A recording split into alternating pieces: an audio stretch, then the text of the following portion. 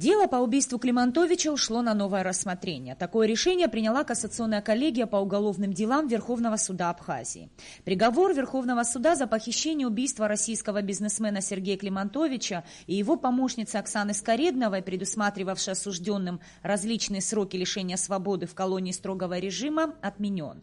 Коллегия Верховного суда в составе председательствующего Тимура Тарба и судей Оксаны Пили и Генри Гамисония, у которых за спиной неполный год деятельности в Верховном суде, направили дело на новое рассмотрение. Меру пресечения подсудимым оставили прежней, заключение под стражей, и продлили срок содержания на 3 месяца. 16 февраля 2017 года Кассационная коллегия по уголовным делам Верховного суда Республики Абхазия на основании части 2 статьи 338 Уголовно-процессуального кодекса Республики Абхазия была оглашена вводная и резолютивная часть определения, согласно которому был отменен приговор судебной коллегии Верховного суда Республики Абхазия от 28 октября 2016 года, а данное уголовное дело было направлено на новое судебное разбирательство со стадии подготовки к судебному заседанию. Полное мотивированное решение суда должно быть изготовлено в течение 10 рабочих дней со дня оглашения данного определения. Позиция государственного обвинителя в суде первой инстанции кассационной инстанции была обвинительной и связана с заключением под стражу к длительным тюремным срокам лиц, совершивших данное преступление. На сегодняшний день отсутствует техническая возможность внести в Президиум Верховного суда Республики Абхазия надзорное представление на определение Кассационной коллегии от 16 февраля 2017 года, так как нам неизвестны основания, по которым был отменен приговор. По получению мотивированного решения, согласно главе 46 Уголовно-процессуального кодекса Республики Абхазия, Генеральной прокуратурой Республики Абхазия будет внесено надзорное представление в Президиум Верховного суда Республики Абхазия. Эта чудовищная история произошла в 2012 году и повергла без преувеличения всех жителей страны в шок. Генеральный директор компании «Эл Петролиум Абхазия» Сергей Климантович и его помощница Оксана Скареднова пропали в сентябре. Год спустя их тела были обнаружены на дне колодца в селе Адзюбжа с помощью показаний 2 подозреваемых, сотрудничавших со следствием. Буквально на первых этапах следствия стало понятно, что исчезновение Климантовича имело криминальный характер. Но, несмотря на это, Сергея и Оксану все еще искали и надеялись. Позже следствие установит, что зверское убийство было спланировано заранее. Согласно обвинительному заключению, заказчиком преступления являлся депутат парламента Нодик Вициня. По показаниям тех же подозреваемых, сотрудничавших со следствием, именно в его доме были схвачены Климантович со спутницей. По данным технических средств, именно там перестали функционировать мобильные телефоны исчезнувших. После убийства преступники стали заметать следы. Машину сожгли, а тела сбросили в колодец и закинули туда гранату. Затем каждый из них вернулся к прежним делам – дому, семье. 25 томов дела, более 1800 страниц Генеральная прокуратура Абхазии направила в суд. За 1,5 года следствия провели более 30 различных судебных экспертиз, от компьютерно-криминалистических, психофизических до исследования видеоматериалов, допросов фигурантов дела на предмет оказания на них психологического давления во время дачи признательных показаний. Санкции предъявленных обвинений суровы – пожизненное заключение.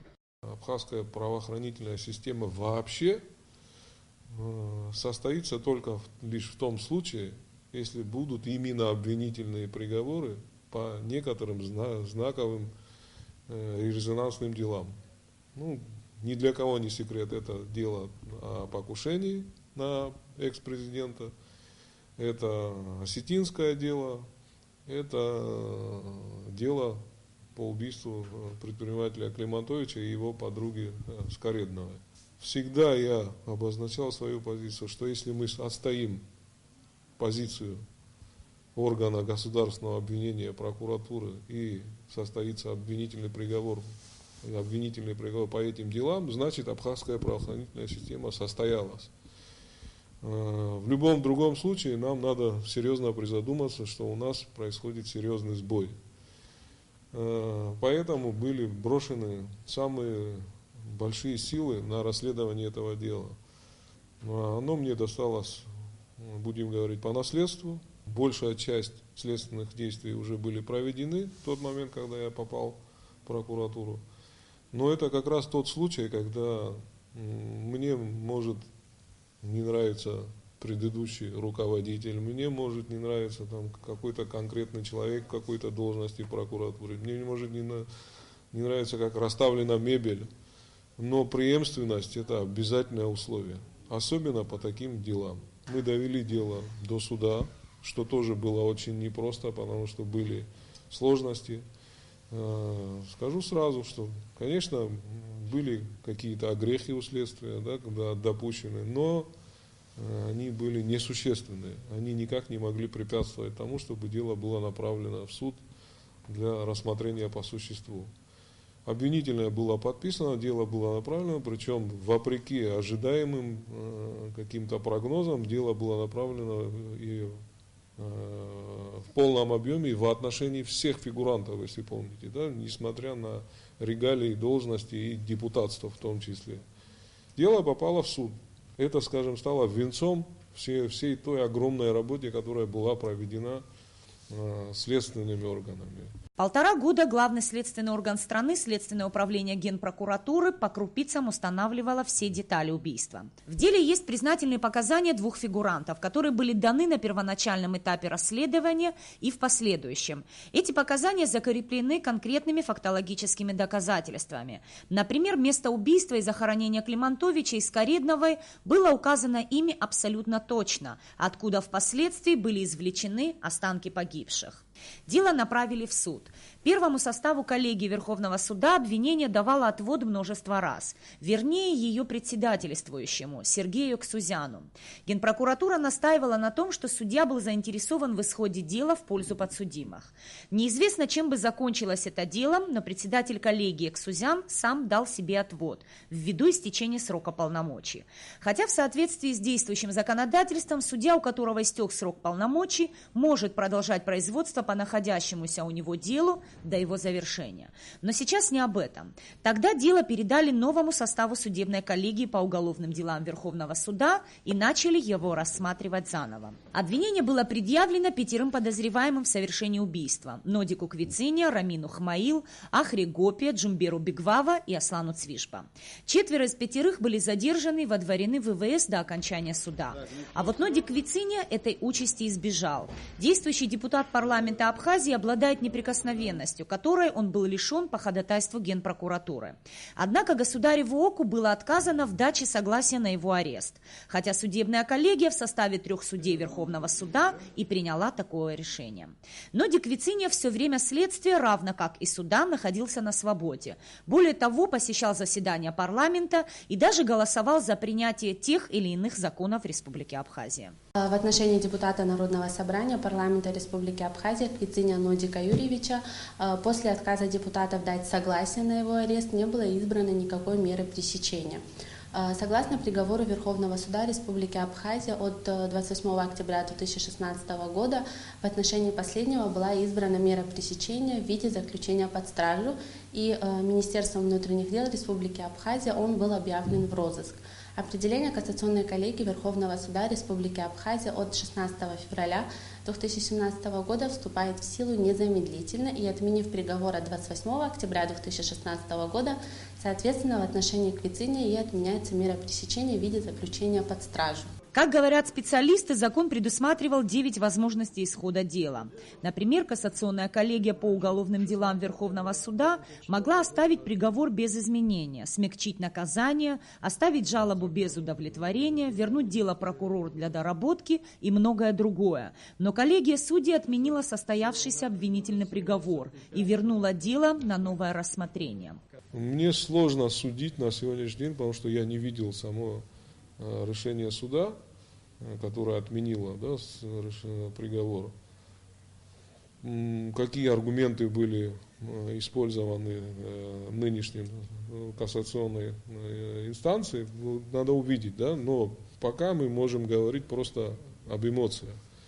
Эмоции — это, конечно, перехлёст идут, да, то есть для меня это было сильным потрясением. Я был уверен просто, что ни у кого не возникнет даже мысли, да, поставить под сомнение такой приговор, учитывая его значимость, его резонансность этого дела.